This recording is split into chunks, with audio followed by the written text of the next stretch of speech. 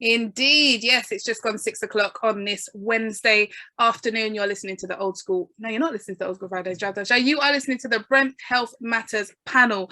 I have got an amazing show coming up. It's me, Sashel, here with you for 1 hour. We have interrupted Karim Battar's Drive Time show for this special broadcast. And today we are talking about organ donation. Now, Organ Donation Week is coming up on the 19th of September, and it's a very important issue amongst our community, which is why we are having this conversation. And I've got an amazing panel lined up for you today, and I just want to introduce them. So first of all, can I just say thank you to all my panel for joining today? We are going to have an amazing conversation. I would like to start off by introducing Della. Della, how are you? I'm fine. Thank you so much. Thank you so much for having me today. Thank you for being here. Can you tell us just a little bit about what you do? Well, I'm a Brent resident, and I came forward as a living kidney donor for my brother who had kidney failure. Even though I wasn't successful, but I went on to set up Go just to raise awareness of living kidney donation within the Black community. Amazing. We've done quite a lot of work within Brent in terms of working with Capital City to raise awareness. And in 2014, I was the Pride of Brent winner for all the work we do within the borough to raise awareness of organ donation. I love that. Absolutely incredible. Thank you so much for joining us today. Kirit, how are you? I'm good. Right, good to be here. Yes, can you tell us a little bit about who you are? You're a local campaigner, and you are an organ donor, organ receiver, aren't you? That's right. I'm a kidney transplant recipient. Amazing. And so I've been very lucky because not many people have a chance to receive a kidney. As you know, there's a desperate shortage. And I've been involved, like Della, in campaigning for increasing in both living kidney donation and kidney donation after death. And I chair a particular group called the Jain and Hindu Organ Donation Steering Group. And Nice. again, I have a long history of working with Brent, and we've done work with Brent in the past. Amazing. Excellent work. And then we have got the incredible Mike Dean from Norfolk Park Hospital. Mike, how are you? Thank you for joining us. I'm very good. Thanks very much, Sashel. It's really lovely to be here in this very august company, I've got to say. I'm one of the doctors from Norfolk Park, Central Middlesex and Ealing. I'm one of the consultants in intensive care medicine. And as part of my role in that, I'm the lead for organ donation here at the Trust. And allegedly I'm here as the expert on the panel, but I think actually we've got way more expertise in the other people who've actually lived this. So I'll do my best to answer questions, and I might throw them to the people who have more experience than I do for other bits and pieces. Of course. No, I appreciate that. I appreciate you coming, of course. And like I say, this is a conversation that we are going to have. It's an ongoing conversation, and it's a conversation where we can inform and inspire our listeners to understand organ donation on a deeper scale, because a lot of people, including me, if I'm being honest, don't necessarily know too much about organ donation. So that is the point of these panels, to inform and educate everybody, so we're all on the same page and we all understand what it takes and what is needed to help our community get better. James, hello, how are you? I'm fine, thank you. Can you tell me a little bit about yourself, please? Yeah, you've said my name already. My name is James, and I'm a kidney organ recipient from a living donor. And what I do at the moment now is I'm one of the judges in a panel set up in a community scheme investment by the NHS to create more awareness for blood and organ donors within the BIM community. In other words, we go out to talk to people to increase more organ and blood donors within not just the Black and even Asian communities. I love that. Incredible work. Thank you so much. Really appreciate that. And we're going to have a really informative conversation today. So I will kind of come back to you. And if you are listening at home on the Beat London 103.6 FM, then please make sure that you get involved in the conversation. You can get involved on our socials at the Beat 103.6 FM on Facebook, Instagram, and Twitter. So please, if you've got any questions, please let us know your opinion and let us know how you are feeling about the topic. We are having this conversation. It is an ongoing conversation, and there will be resources on the website that you can refer to as well to get involved. So first of all, let's just kick off with the simplest question ever. Mike, maybe you can help me with this one. What is organ donation? Okay, so organ donation is something which we've been doing for about 40 or 50 years now. And essentially, if you are unlucky enough that one of your major organ systems is to fail, the most common being the kidneys, then one of the options that's available to you is to receive an organ transplant. So there's a number of ways that we can sort of keep people going if their kidneys have failed. So for example, a lot of people will go onto a dialysis program. However, dialysis has a lot of problems in its own right. It's not a nice way to live your life, having to go to a hospital usually 3 times a week, spending 4-6 hours there having dialysis. It takes a lot of time. It's not great. And therefore, having a transplant, a kidney transplant, can be a complete change to your life. Sometimes it's even more serious than that. Sometimes there is no technology that can take the place of an organ that is failing. So, for example, in liver failure, there are a number of situations where someone's liver can fail for a variety of different reasons. There's no machine that we can plug in to make that liver, failure go away. And the only way to save that person's life is via a liver transplant. So organ donation is something which can either transform a life or it can even save a life. We've developed this technology, as I say, over many, many decades. And we're now at the stage where we are able to transplant successfully a whole load of different organs. Kidneys are by far the most common organ that is both donated and transplanted. But we can also donate and transplant hearts, lungs, intestines, pancreases. Indeed, if you were to be able to give all of your organs, you could potentially help 7 people. Wow. You have died. So you've got organs to give, as it were. However, you obviously need your organs when you're alive. So there is an option in some of those types of transplantation for live donation to happen. So that's when someone amazing says, I'd like to donate an organ, please. But you can only do that really for kidneys, and to a lesser extent for livers, where a small part of the liver can be taken out and then put in to someone else. So most frequently that would be a parent to a child, for example. Okay. You can't get away without having a heart.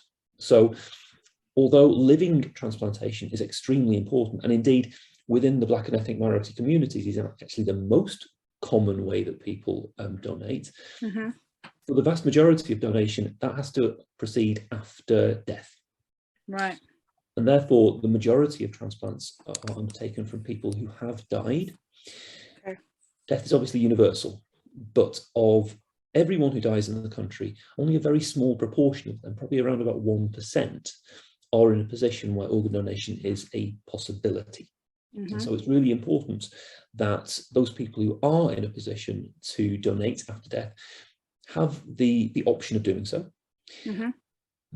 Often it's not them that are signing a piece of paper because they're not able to at the time. Right. It's their loved ones and it's their relatives. And at that time, it can be incredibly stressful, as you might imagine. The very worst thing has happened. And therefore, in order for people to make an informed decision and a decision which is right for them, they need to think about it before the worst has happened. And that's one of the reasons that we spend so much time trying to have these conversations, because it's not a nice area to talk about. No one wants to think about dying. No one wants to think about the worst for themselves or for the people that they love. But actually, in a situation where someone has died in a position that they can give organs, often it's an out of the blue event. It's a heart attack, it's a massive bleed into the brain or something like that. It's completely out of the blue, and the individual concerned often doesn't know anything about it. The relatives, on the other hand, are left. They're in a terrible state. But if they know what that loved one wants, it can be a really bright thing and a legacy for that person after death. Either someone who's been a saint in life and has helped everyone, continues to help someone after death, or even someone who perhaps hasn't been a saint in life but can help someone after death. It can provide a really important legacy, which can then provide comfort for years and years afterwards. Yeah, definitely. And I mean, I think one of the main questions that a lot of people have is, what is the age range? Can you donate from, is it 18 up to, I don't know, what is the age range that people can donate from and to? So there isn't actually an easy age range that I can give you there, actually. Okay. So in fact, donation can go ahead from really very small babies. Ah, So I didn't know that. That's good to know. really, really tiny babies that we would call neonates, people who, you know, children who've just been born, but then something terrible happens, can potentially donate organs. Wow. And indeed, people are able to donate up into their 80s in some conditions as well. So we don't really have definite age cutoffs. We often judge it on an individual case-by-case basis. I love that. So there isn't a kind of a long list of conditions where we say, oh, well, we'll have organs from that person, but not from that person, or, you know, that age, but not that age. And so we try to make as an individually useful decision for that person as possible. But yeah, potentially almost anyone can donate. Wow, that's incredible. And I think that's a common misconception. A lot of people think, okay, you have to be a certain age, or you have to be in certain health in order to be able to donate. But the fact that it is a case-by-case basis really opens it up to our community helping and doing more, regardless of whatever situation you're in, health-wise. You know, as long as you are willing to help and wanting to help, then the door's open. I absolutely love that. Thank you. Kirit, can you tell me very quickly just your experience, because you have received an organ. Can you tell me a little bit about your experience? When did you need one? How was the process for you? Yes, indeed. My kidney disease was diagnosed when I was in my mid-40s, and obviously it was a big shock when you first find out you've got the kidney disease. And then I think you go and see experts like Mike and others, and they guide you through the process. And with kidneys, as Mike says, there are two options. Either you go on dialysis or you go for a transplant. And we explored both options. And as Mike had said, I mean, by far the best option is to get a transplant. And as Mike says, you can have a transplant from somebody who has died, or you can have a living, for kidneys, you can have a living kidney transplant. And I think all the research says that if you can, having a living kidney transplant is generally better for the recipient, yes, than a transplant from a deceased person, because it lasts longer, amongst other things, and so on. So I was very lucky that my kidney function was monitored regularly and so on. And then we started talking about it within our family, and two people, my wife and my elder brother, came forward and said they would be happy to donate a kidney to me. We both got tested, and my brother's health wasn't good enough. Because you've got to be really healthy, yes, to be able to donate a kidney. And in the end, I was most grateful that my wife, Mina, donated a kidney to me. This was in 2001, so it's a long time ago. And so that's what happened. And I was able to complete my career as an education officer, lead a normal life, really do everything, eat almost everything, go abroad, do everything, you know. And since retirement, I've been lucky enough to work with amazing people like Della and others, and we campaign to raise awareness about this, particularly within the ethnic minority communities. I love that. Amazing. Thank you so much. Really appreciate that. And Della, very quickly, we were talking about kidney disease with Kirit. Why do you think kidney disease is so prevalent in Black and Asian communities? Yeah, there's a lot of factors, and it's interesting because we had like a coffee morning early this year, and a lot of Black people don't actually realize the connection really between between salt, high blood pressure, and kidney disease. And high blood pressure and diabetes are the two biggest causes of kidney disease within the Black community. And a lot of that is got to do with our salt intake and our diet. So a lot of the time, especially within the Black community, it is high blood pressure. And it's, well, what can we do as a community to lower our risk? So we've done a lot of community work in actually, raising awareness of people's salt intake. What are you eating? Just that simple, how Black people are, how we love to season our food. if we haven't got Maggie or all-purpose or jerk seasoning oil, our food's not going to taste. What the downside of that is that we are literally just increasing our salt. Yeah. Our daily intake of salt should be 6 grams, but I can tell you within the Black community, we probably have double that. Wow. So we've just started a campaign with London South Bank University where we've got community ambassadors going into the community, and we've got a campaign called Halt the Salt. So we're saying, you know, replace your seasonal and all-purpose with fresh ingredients, your thyme, your coriander, your garlic, your spring onions, and season up your food that way. And you will literally really reduce your risk of high blood pressure, which would then, you know, lower your risk of kidney disease. Wow. And it's interesting because a lot of our listeners are younger listeners, and they may think, you know, oh, how is this relevant to me? You know, I'm kidney failure and liver failure and all of these things tend to happen when you're older. That's a common misconception that I've heard from people when I'm having these conversations, and it's actually not the case. You know, this can affect anyone, even down to now, as you were just saying. If we can modify the foods that we're eating and the way that we're eating and our salt intake from when we're younger, that would help us in the long run, you know. So this conversation is relevant to everyone, whether you're younger or older. Yeah, very much so, because, you know, as I said to you earlier, I came forward as a living donor for my brother, and unfortunately I couldn't donate.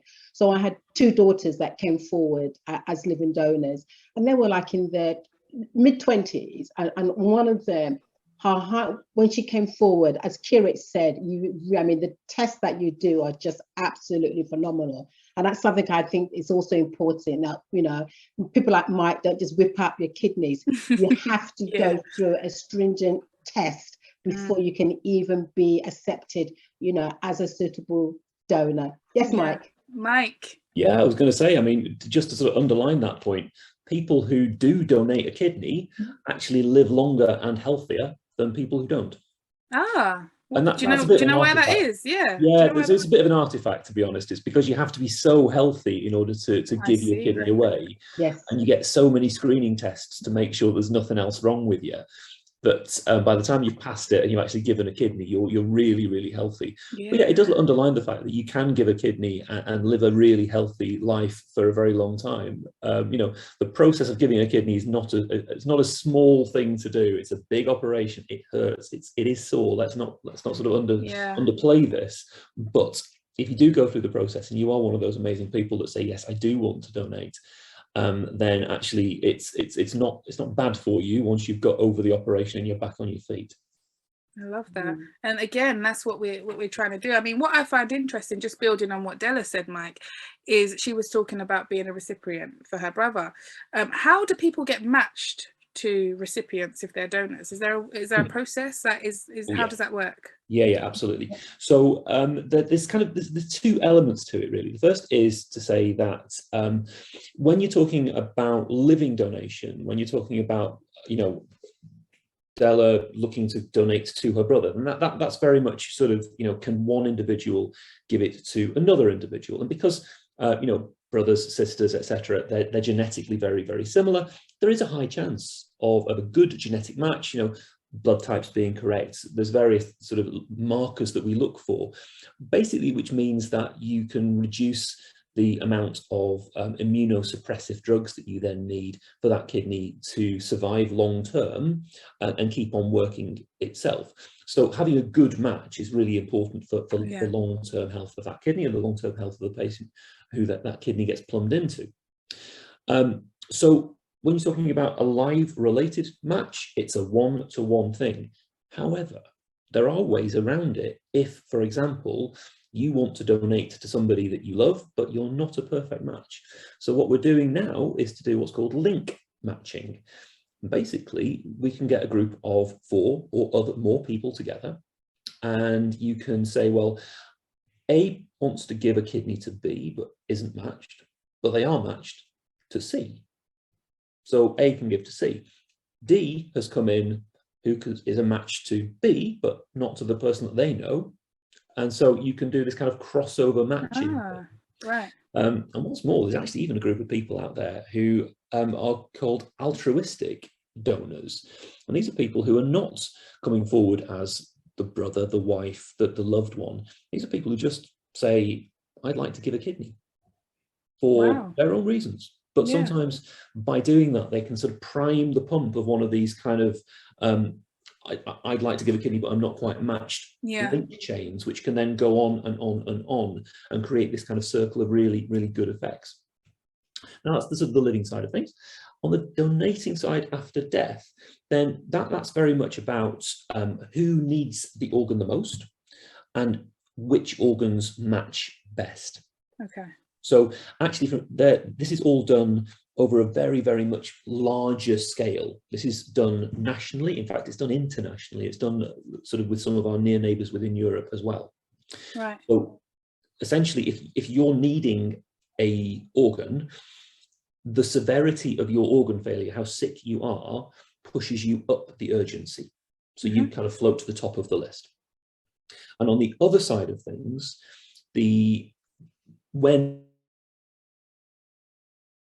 a family says yes, when that person gives the gift of those organs, we want them to go to the very best homes possible to get when I say the best homes, when I say a patient who's got a really good immunological match and will therefore be able to use that organ for as long as possible. So the best immunological match of the most needed donor then gets that organ. So it's all really anonymized at that point. You know, I don't get any kind of say in it. The person who's plumbing the kidney in doesn't get any say in it. This is anonymized very much deliberately so that there isn't any kind of biases about, you know, well, I like that person or that person's been nice to me or anything like that. It's done purely on the basis of the biology of the match and the urgency of the people who are on the waiting list throughout the UK. Right. Okay. So if you're one of the people that just wants to just give just for giving's sake, for example, is there a process? Do they have to, because I've read about this opt-in, opt-out thing, do they have to opt in to be an organ donor in order to do it? So the two things are slightly different. The opt-in business that you're talking about, that's what you're talking about there is the organ donor register. Right. So that is the list that we keep, as in the organ donation teams keep, of the wishes that people have expressed in the past. For when they die. Is that for when they die? So that's for when they die. Yeah, exactly. Exactly. So that may be when you've applied for a new driving license, for example. You might get that question, would you like to be an organ donor? Things, well, what's that got to do with it? It's just one of those prompts where we get people to think about it a little bit. Yeah. The organ donor register is really important because, as we sort of hinted at the beginning of the hour, this isn't necessarily the kind of thing that people often talk about over the dinner table. It's a bit icky. It's maybe not the thing that you want to bring up with your family over Christmas. Exactly. So actually having thought about it, having registered the fact that you do want to be a donor, or indeed that you don't want to be a donor, can provide certainty about that if you're then not in a position to be able to have that conversation later on. You can never predict what happens. Now, you might be aware that the law around this changed a couple of years ago in 2020. So previous to that, we were what's called an opt-in system, where you had to make an active decision to say, yes, I want to be an organ donor. The law change that happened in April 2020, what's called Max and Kira's law, that then flipped that round to say that we will take advantage of the fact that when we ask people in surveys, the vast majority of people say, well, actually, in principle, I'm all for it.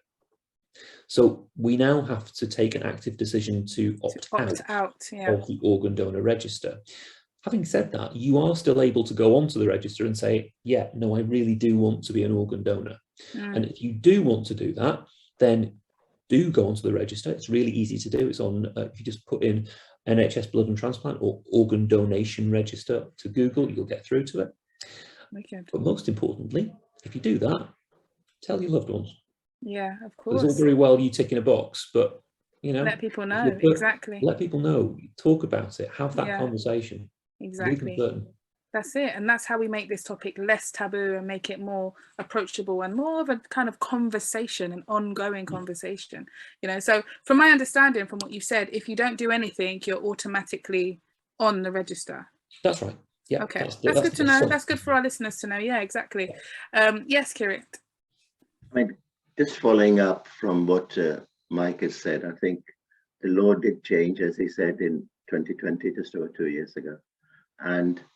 But I think what we are still saying is we want people to make a positive decision to donate after they die, and obviously talk to their family members, because those are two very important things. Yeah.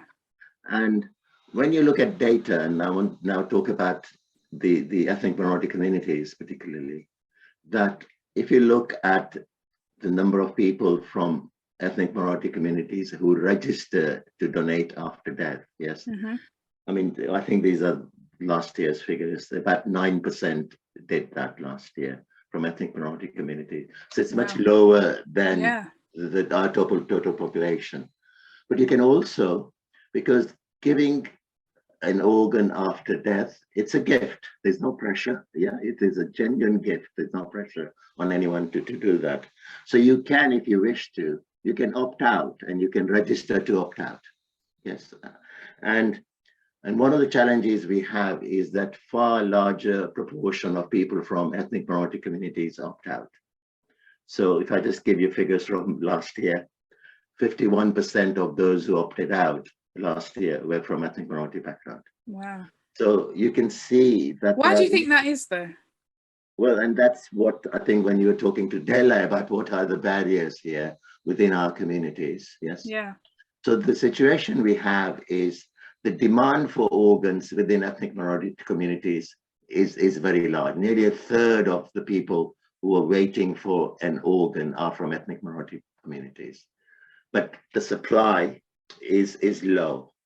And one of the things which, I mean, Mike was talking about matching, ethnicity does make a difference in matching. Yes. And therefore, that's why we find that more people from our community are waiting longer to get an organ. And regrettably, many people die every year whilst they are waiting as well. Yeah. So that's why this campaign, which many of us have been leading for many years, is we need to do more within our communities. And obviously there are different issues for the Black community, for the Asian communities and so on. So they're going to be targeted at particular communities. Yeah, of course. I and mean, so you see the challenge there. That, you know, and I know we're going to be talking about COVID, and COVID has, if you like, highlighted those issues, and in a sense, to some extent, because of COVID not enabling us to have normal organ donation for obvious reasons, yes, for at least a year or so. Yeah, we've gone slightly backwards as well. Yeah, no, I understand that. We will get onto COVID because that is quite an important thing to pick up. Actually, it is something that I do want to touch on. But I just want to chat to James very quickly. James, are you there? Can you hear me? Are you okay? You there, James? Yeah. Yeah. Good, good. I just want to hear about your story very quickly because I know you've received an organ as well. Can you tell me a little bit about your story? Where do you want me to start from? So when did you find out that you needed an organ? Okay. I was a very active young man, family with kids. Am I heard enough? Can you hear me very well? You're breaking up a little bit. Can you hear me? Okay, I said I can hear you. Is it better now? A little bit, yeah. Yeah. I was living a very active life with my wife and kids. I went to sleep one night, and this is the funniest part of my story. I slept and I didn't wake till about 4 weeks later. Oh. And I had a brain hemorrhage. Oh, wow. Okay. I had a brain hemorrhage. So, in other words, I had a stroke. So I was unconscious for a very long time. In consciousness, the doctors now said I had end-stage renal failure because of high blood pressure. High blood pressure. One of the things that I mentioned, one of the things associated with Blacks, I didn't regularly monitor my blood pressure, and the end result was failure for me. So that was my journey started of dialysis for almost 6 to 7 years. Wow. So you've been on dialysis. Okay. I'm off dialysis now. Mm-hmm. I was on dialysis for a very long time. Okay. Waiting for what we call the most important call in the life of every kidney patient. Yeah. They're laughing, but that's good. That's the call that comes in from the hospital that they have an organ. They've got a match. They've got a transplant. Yeah. Yes. And Mike, they've explained the biology and the chemistry in between. The most important part to kidney patient is when you receive the call, you have an organ. Fortunately, I had an organ, an altruistic organ from a living donor. Okay, so you broke up a little bit there. So you had a donor from a living donor, is what you're saying, yeah? Yes. Okay. It was from a living donor. Meanwhile, it was an altruistic organ. Okay. In other words, yes. I didn't know who the person that gave me the organ. Yeah. And up to this point, I still know the person that gave me the organ. Okay. Yeah. Now, someone asked me today and said, "What's the feeling like?" You can imagine winning the Hero jackpot. The excitement was more than that. I see myself coming back to real life. All the pains that I've had in God knows how many years has suddenly come to an end. Yeah. My waiting time on dialysis, all the restrictions I had on food and fluid intake had stopped. It was a big one. It's a feeling you cannot explain. Yeah, it sounds incredible. I can only imagine how you felt when you got that call. And so you had the transplant. You're fine now. I'm assuming you're fine now. You're all good now.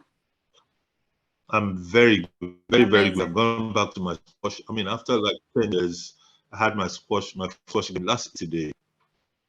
You had your what today, sorry? After about my squash game. I had a game of squash yesterday after 10 years. Squash. Oh, wow, nice. So, yeah, I'm very good and back to life. Perfect. No fluid intake restrictions, no food restrictions. I love that. But looking after yourself and looking after your body, right? Yes, very well. Good. I like that. I do like to hear that. Amazing. And that just kind of highlights the incredible work that people like yourself, Mike, and you, Della, in the community, and you, Kira, in the community are doing to just make a difference and impact everybody's lives. Because I feel like a lot of people, especially young people, feel like, it's not my problem until it becomes your problem, and for us here at the Beat London, this is something that we find very, very important, that we are talking about topics that no one really wants to talk about. A lot of people don't want to engage with it or understand it because they don't know enough information. They don't know the facts, and the reason why we have these conversations is and bring all of you amazing people together is so we can talk about the facts, we can share the facts, we can share the statistics, we can make people realize that actually this is a big deal. We've got Organ Donation Week coming up in a couple of weeks. Della, why is that important to the Black community, especially in Brent?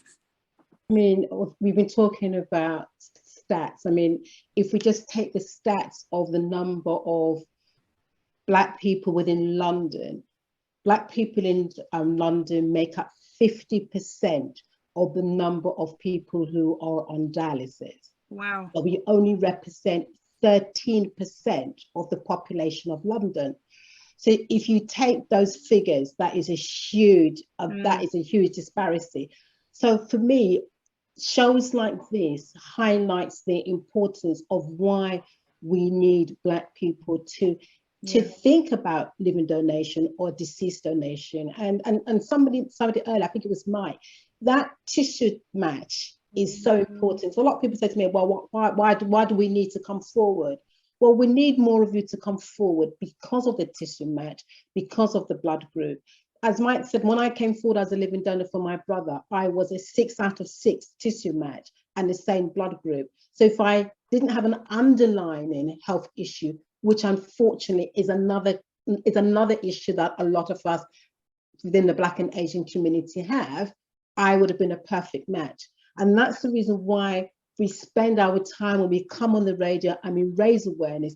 It's important that because we have red blood groups and that tissue matching, it's so important so we can get a better graft. Yeah. And as you said, we just need to be talking. We have to, it's not 100%. Something we talk about, it's not something pleasant, but we have to really empower kidney patients to really be talking about liver donation. It's something that is life-changing. And as James said, James spent about 7 years on dialysis. That's a long time, yeah. But if you compare that to maybe the Caucasian community that spent less time, there's a big difference. There's a big difference between spending 2 years on dialysis and having to spend 5 or 6 years on dialysis. And it doesn't only impact you, but it impacts the whole family. It impacts you physically, mentally, emotionally. Yeah. So that's why we need to be on shows like this and just raise awareness of the importance of organ donation. And for me, it's about ownership. You know, we as a community, what can we do to support our community to raise awareness of organ donation? And I think shows like this are absolutely key, because it's about information and it's about education. And I think that's power. 100%. I mean, is there anything happening in the local community, Della, that's being done to try and raise awareness? Are there any drop-in sessions? Are there any things that people can go to? Any resources that people can look at to kind of try and find out more information? I mean, NHSBT have got loads of resources now. And as Kirit said, they're tailor-made. When I came forward as a living donor about 10, 11 years ago, there wasn't much information. In fact, people didn't really talk about living donation. But now you've got the Asian community, the Black community, NHSBT, there's so much resources. So actually, we as a community don't have any excuse. But I do find the problem that I have, and probably Mike will come in here, is that all this information, all the resources is readily available for the Black and Asian community, because people like myself, people like Kirit, we've spent much time and resources.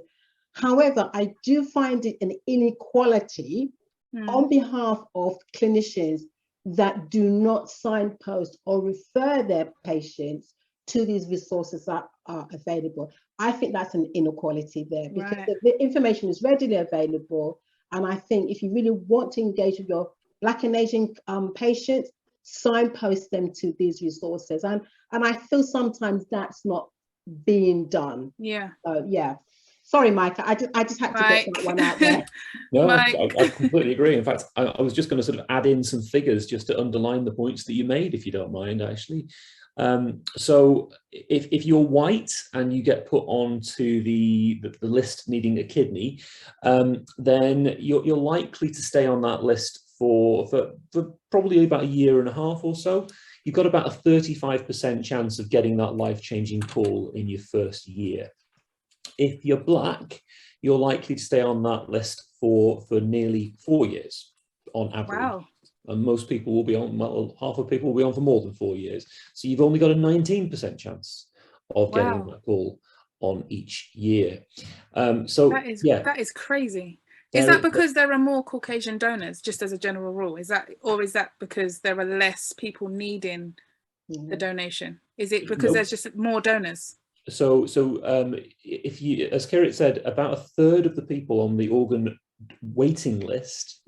So in total, it's about 6,500 people in the UK waiting for an organ at the moment. Wow. About 1/3 of those people would fall into a category that we'd call Black and ethnic minority, although no one actually calls themselves that. Clearly.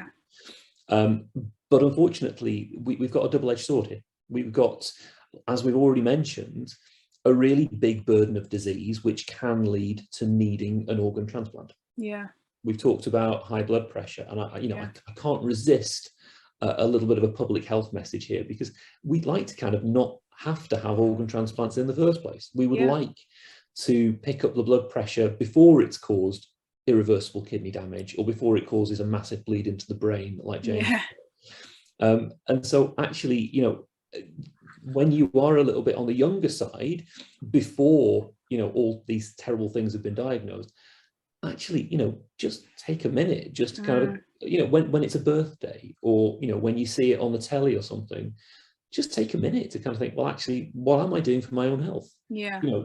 Have I ever had my blood pressure checked? What is my salt intake?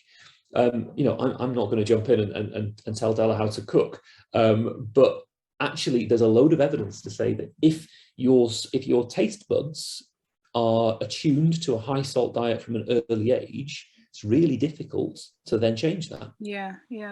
You drop salt out of your diet in your 40s and everything tastes really horrible and bland because you had 40 years of high salt everything.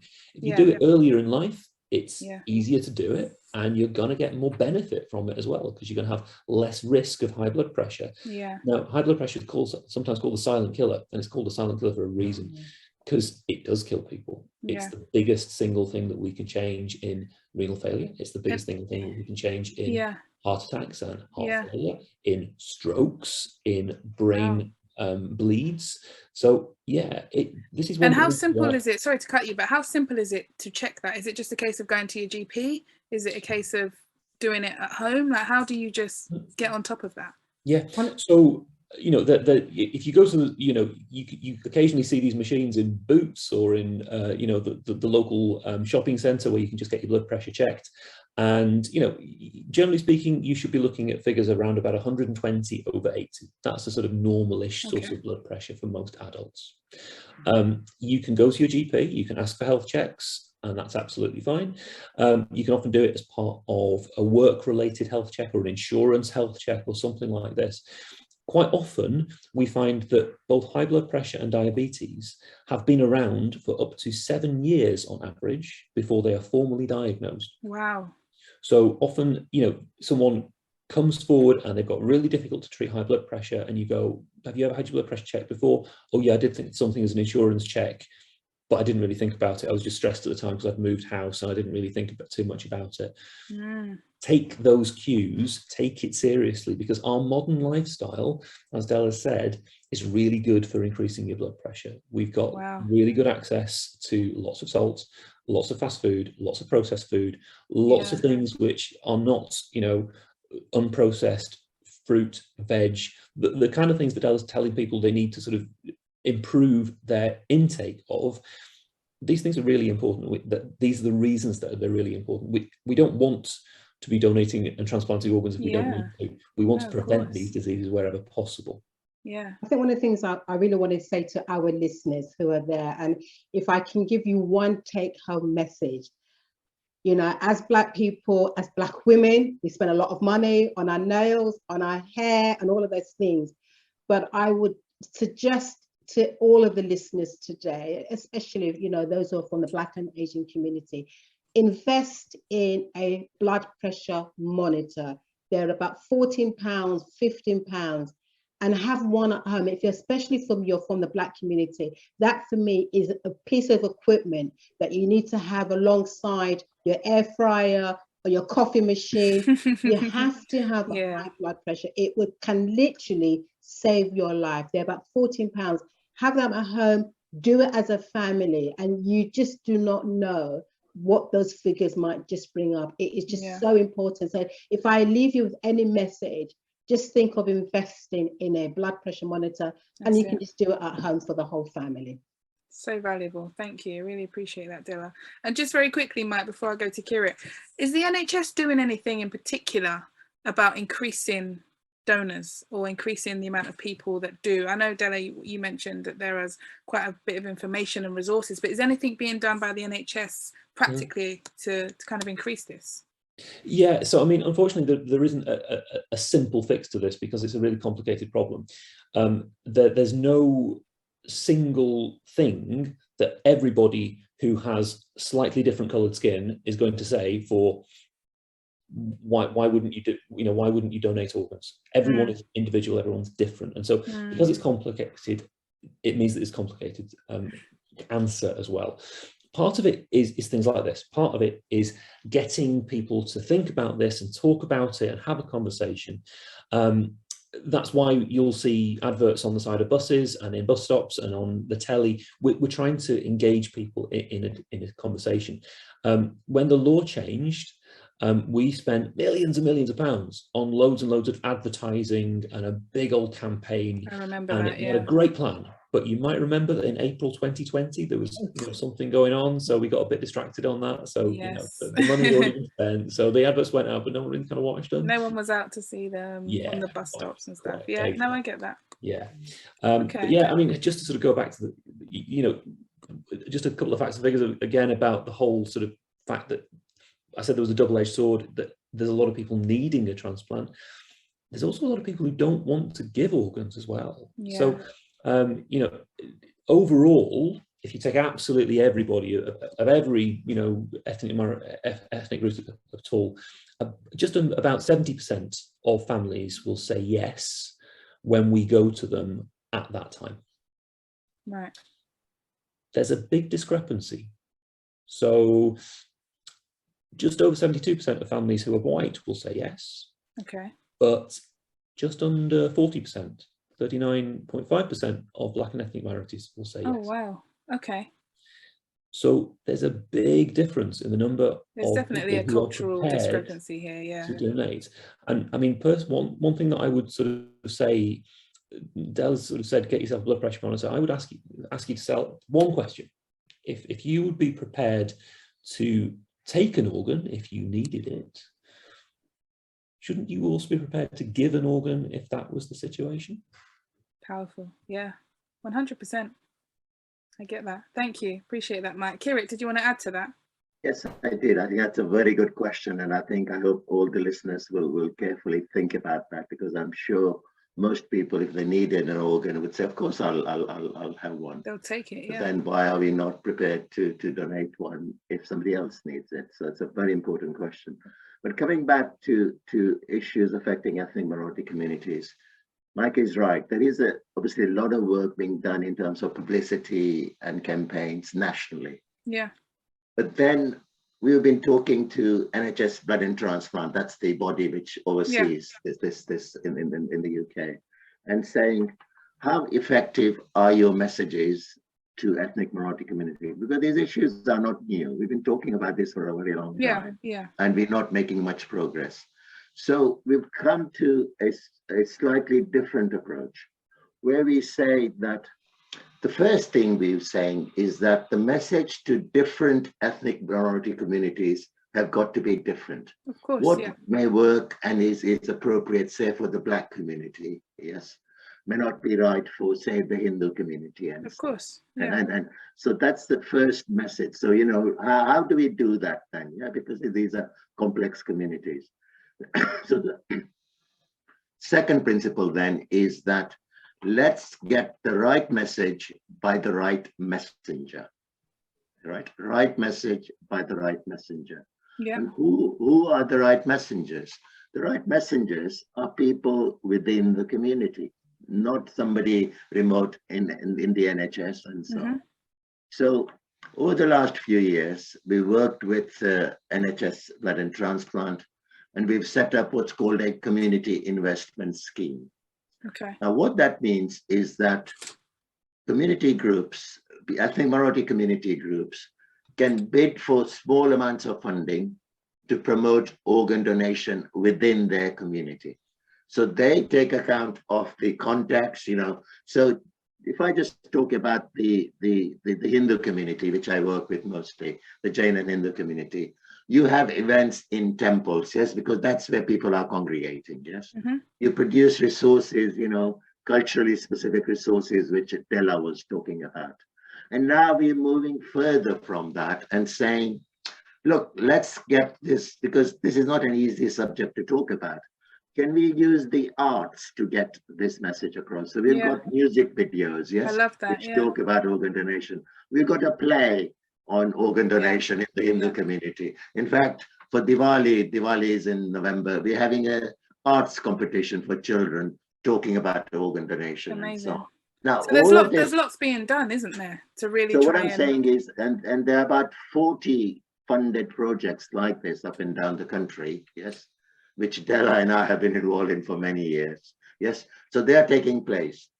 But the stage we've got to is, and this is the sort of questions we now are talking to NHS BT about, is because COVID has had such a massive impact on this, yes, can we talk about how much funding are we putting for community investment schemes? Yeah. Compared to the national thing, a TV advert or an advert on a bus costs a lot of money. Yeah. Whilst for £10,000, you can get the community to do a lot of work. Yes. No, of course, and it's so very we important. Are doing that. It is important. Let's review that, because clearly resources are finite, and we understand that, and therefore I think getting more people from the community to take leadership roles. Yeah. Yes, we ought to be more accountable for the health of people in our community and so on. Working with professionals like Mike and others, obviously, we don't work in isolation. Yeah. So that's one of the areas. And as I was saying earlier, COVID has set us back. And this is the thing, I just want to very quickly, because the time is flying so quick, I just want to very quickly touch on the impact of COVID. Could you, Kirit, just give me a summary from your experience on how COVID has impacted organ donation? I think, as we all know, the NHS was clearly, concentrating on saving people because of COVID, yes, and everything almost came to a standstill. That doesn't mean no work on organ donation took place. Some did, but at a considerably reduced levels, yes. So for at least a year, yes, all our figures, and the data is there for people to look at, obviously reduced considerably. And now I think the NHS is recovering from that. But there's a backlog here, right? And therefore, how do we address that? And again, the data tells you that the impact of COVID, and this will be no surprise to anyone, we all know that people from ethnic minority backgrounds were affected disproportionately because of COVID. Yes, there's so much statistics on that. And the same issue applies to organ donation. So the discussions we need to have, and particularly at local level with hospitals like the Hammersmith and others, because which have large proportion of ethnic minority people on the waiting list, yes, as Della was saying. What can we do more, in a sense, to bring us back? Because we were on a steady curve upwards, yes, and we've had a certain dip, and now we've got to start going back upwards. So there are huge challenges, and one of the ways is to talk with professionals like Mike and his team, involving the communities themselves locally, and say, let's move forward from it.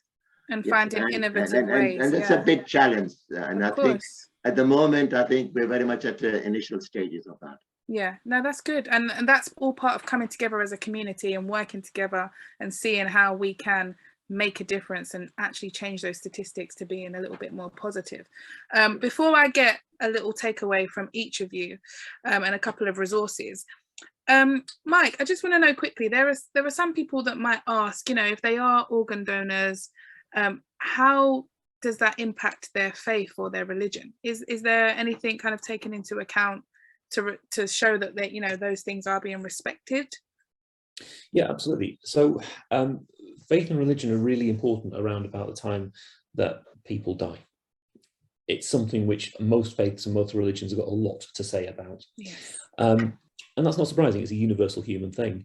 Unfortunately, most of the faiths started at a time well before organ donation was even a concept. Yeah. So there isn't anything specific about organ donation. And indeed, if you ask most of the major faiths, you can find people in those faiths who really espouse organ donation. They say that it is fundamental to the core of a belief that it's about compassion, it's about empathy, it's about understanding that you are part of something much bigger than just yourself, and it's really key to their core religious beliefs. But you can also find people within any given religious community that say, well, actually it's against our tradition, we don't like the idea of this. It goes against rituals which are important to us around about the time of death, and therefore there is a range of belief. I think often religious belief and cultural background get a little bit conflated, often around about times that towards the end of people's lives. And often religion is used almost as a shield It's used by people who don't like the idea of donation, haven't talked about donation, to say, look, back off, leave my loved one alone. They've been through enough, leave them be. You know, there's 1,001 very, very good reasons why people might say no when they're asked the question. Unfortunately, I think my impression is that where faith and religion should hopefully be a source of comfort at such a difficult time, sometimes it's not. Sometimes it can sometimes be a source of difficulty and conflict, and sort of within families, different interpretations can lead to great difficulties. Yeah. So would you advise just kind of, sorry, go on. We will, you know, we've talked about organ donor registers, we've talked about your wishes being known, but we have taken a decision that we are never going to railroad a family against their wishes into demanding that organs are taken.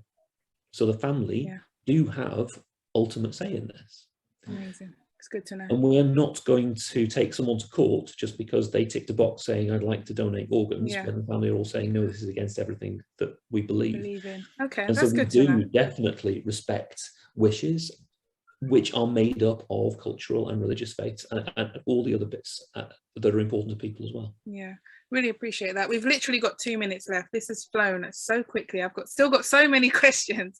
Della, did you want to quickly say something to close? To say that, you know, I personally, for me, as a Christian, I do feel that the Black churches especially have a role to play, and I think that's a good platform for them to be able to, because if we're talking about our spiritual, we also have to talk about the physical, and I think that is a key platform where you've got your congregation in front of you and you can just talk about the importance, you know, of organ donation. So I think the Black church, where you've got thousands of us on a Sunday morning, is a great platform. It's a good place.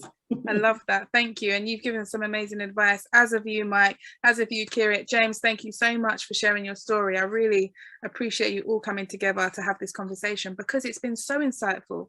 And if you are listening at home and you've got some more questions, please hit us up at the Beat 1036 FM on social media, Facebook, Instagram and Twitter. We will make sure that your questions do get to our amazing panel, Mike, Della, Kirit and James, and we will make sure that they answer your questions and they do give you any advice. We will also put some resources up as well. We'll speak to you know, Brent Council and just make sure that we are putting up resources. So if you do want to find any more information, you can head to our website and you can make sure that all the resources are there for you.